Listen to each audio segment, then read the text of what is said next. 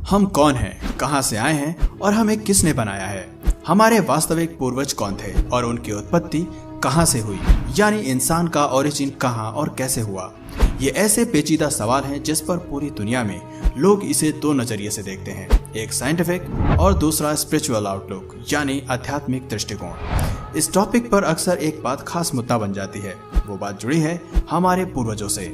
जी हाँ, वास्तव में हमारे पूर्वज कौन थे, इस बात पर कई सवाल खड़े हुए हैं और कई जवाब भी सामने निकल कर आए। विज्ञान के अनुसार ह्यूमन पहले बंदर थे, यानी बंदर शरीर से धीरे धीरे विकास होते हुए इंसान के रूप में बदल गए। बहुत से लोग इस थ्योरी को मानते हैं, लेकिन इंसान के विकास पर सिर्फ साइंटिफिक जवाब ही मौजूद नहीं है, बल्कि धर्म और पौराणिक ग्रंथों से भी इस मुद्दे पर जवाब मिलता है। विज्ञान और पौराणिक ग्रंथों से मिली जानकारी में हमेशा आपस में विवाद रहा है, जो एक दूसरे से मेल नहीं खाते हैं। तो फ्रेंड्स, हम एक एक करके दोनों पहलुओं पर नजर डालते हैं। तो शुरू करते हैं साइंटिफिक थ्योरी ह्यूमन एवोल्यूशन से। तो guys, the origin of species नाम की एक किताब अब तक की बड़ी सफल किताब मानी जाती है, जिसको चार्ल्स डार्विन ने लिखा और अपने विचारों और अध्ययनों के आधार पर पूरी दुनिया के सामने स्पीशीज यानी जाति की ग्रोथ के बारे में दुनिया को जानकारी दी। हालांकि हम इस किताब को 100% सही होने की पुष्टि तो नहीं कर रहे। तो आखिर पूरा ह्यूमन एवोल्यूशन थ्योरी क्या है? चार्ल्स डार्विन ह्यूमन इतिहास के एक सबसे बड़े वैज्ञानिकों में से एक हैं। उनके इस सिद्धांत को विज्ञान के सिद्धांत के रूप में देखा जाता है। वैज्ञानिक दृष्टिकोण से जीवन की शुरुआत समुद्र के अंदर से हुई, यानी सबसे पहले पानी के अंदर रहने वाली प्रजातियां पैदा हुई। उसके बाद वो जीव आए जो पानी और जमीन दोनों पर रह सकते थे, जैसे कछुआ, केकड़ा, मेंढक, सील इत्यादि। बिना रीढ़ की हड्डी वाले जीव के अलावा फिर रीढ़ की हड्डी वाले जीव भी अस्तित्व में आए। धरती पर रहने वाले तरह तरह के जीवों का विकास हुआ। पूरे विकास क्रम के दौरान कई प्रजातियां आई और खत्म हो गई, तो कुछ बनी रहीं। दोस्तों, हाथों और पैरों पर चलने वाले जीवों के बाद विकास हुआ उन जीवों का जो अपने दो पैरों पर चलने वाले थे, जैसे कि इंसान। वैज्ञानिक आधार पर बंदर ही हमारे पूर्वज हैं, जो कि 4 पैरों से धीरे धीरे खड़े होते हुए 2 पैरों पर आ गए और सोचने समझने की शक्ति उनमें डेवलप होने लगी। इस डेवलपमेंट प्रोसेस में बंदर की पूंछ वक्त के साथ खत्म हो गई और इसे नाम दिया गया होमो सेपियंस। और ये पाए गए सबसे पहले अफ्रीका में करीब 3.5 लाख साल पहले, और यहीं मानव जीवन की शुरुआत हुई। वैज्ञानिक आधार पर इंसान की रीढ़ के हड्डी के अंतिम भाग पर उसके अवशेष अब भी मौजूद हैं। थ्योरी ऑफ एवोल्यूशन के इस बात को एक अलग नजरिए से समझते हैं। इस सिद्धांत के अनुसार ये बात आज से करीब 3.5 अरब साल पुरानी है, जब विकास क्रम शुरू हुआ। शुरुआत हुई बैक्टीरिया से, जो सबसे पहले आया। बैक्टीरिया से अमीबा तैयार हुआ। इसके बाद छोटे मोटे पेड़ पौधों का अस्तित्व सामने आया। फिर कीड़े मकोड़े और जानवरों ने अपना आकार लेना शुरू किया। फिर 600 लाख साल पहले मैमल्स बने। इसके बाद पक्षी आए और मछली के साथ रेप्टाइल्स आए। फिर कुछ ऐसी स्पीशीज आई जो कि पानी के अंदर और बाहर रह सकती थी। फिर बारी आई प्राइमेट्स की, जो कि 70 मिलियन साल पहले बने। ये चूहे जैसे थे, जिनके साथ रेवोल्यूशन का क्रम आगे बढ़ा और फिर प्राइमेट्स से बंदर बने। 20 मिलियन ईयर्स पहले उन बंदरों से एप बने और 8 मिलियन ईयर्स पहले गोरिल्ला आए और फिर चिंपैंजी, और फिर 1 लाख साल बाद उन्होंने धीरे धीरे अपने 2 पैरों पर खड़ा होना और चलना सीखा।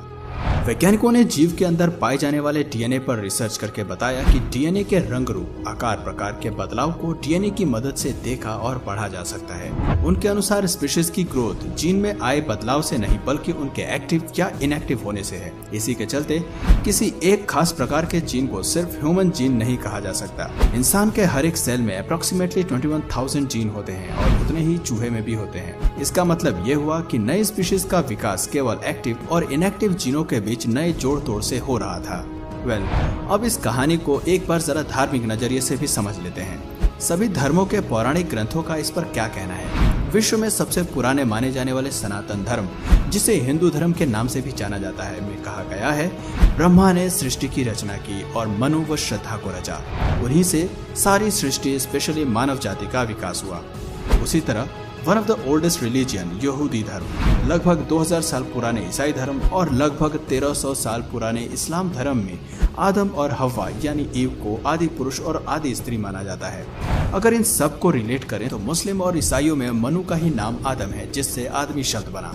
देखा जाए तो सभी धर्मों में कॉमन बात यह है कि डार्विन के थ्योरी से बिल्कुल विपरीत है। मतलब कोई इंसान पहले बंदर या होमो सेपियंस नहीं थे, वो सिर्फ ईश्वर द्वारा बनाया गया एक आदमी और औरत थे, जिसे हम मनु और श्रद्धा या एडम और ईव या हवा कहते हैं। और यहीं से मानव सभ्यता का विकास हुआ, जिनसे पूरी मानव जाति का जन्म और संपूर्ण सामाजिक व्यवस्था का जन्म हुआ। सभी पौराणिक धर्मों की माने तो मनुष्य की रचना उसी रूप में हुई है जिस रूप में मनुष्य आज है। इसी तरह सृष्टि में पाए जाने वाले सभी जीव जंतु उसी रूप में है जैसे ईश्वर द्वारा रचे गए हैं। अल्टीमेटली कहने का मतलब ये है कि ह्यूमन एवोल्यूशन का प्रोसेस कभी था ही नहीं। दोस्तों, हमेशा से ही वैज्ञानिक और धार्मिक विचारधारा में एक बड़ा अंतर देखा गया है। आपने ह्यूमन एवोल्यूशन से जुड़े दोनों के अलग अलग कॉन्सेप्ट को समझा। 100% किसी पर भी भरोसा करना एक व्यक्ति के लिए बहुत मुश्किल हो जाता है, लेकिन इन दोनों थ्योरीज के बाद क्या आप 100% रिजल्ट तक पहुंच सकते हैं जिसमें आपको साफ पता चल सके कि आखिर आपके या हमारे सबसे पहले पूर्वज कौन रहे होंगे? Exactly not right. ये एक पेचीदा सवाल है, क्योंकि आज के समय में किसी को भी अपने दादा दादी, नाना नानी या उसके भी पहले के पीढ़ी के बारे में मुश्किल से ही पता होता है, जबकि वास्तव में ये चेन इतनी लंबी है कि इसके आखिरी छोर तक पहुंच पाना बहुत मुश्किल है। फिर भी हम एक नए रिसर्च को आपके सामने रखते हैं, और वो है माइटोकॉन्ड्रियल ईव। आपने इसे पहले सुना भी हो सकता है या नहीं भी।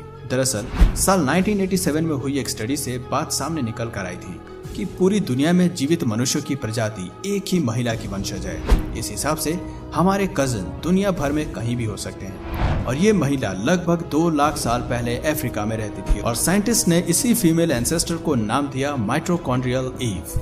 इस स्टडी के अंदर रिसर्चर्स ने आज के प्रमुख सभी नस्लीय समूहों में से 147 लोगों के माइटोकॉन्ड्रियल डीएनए को लिया।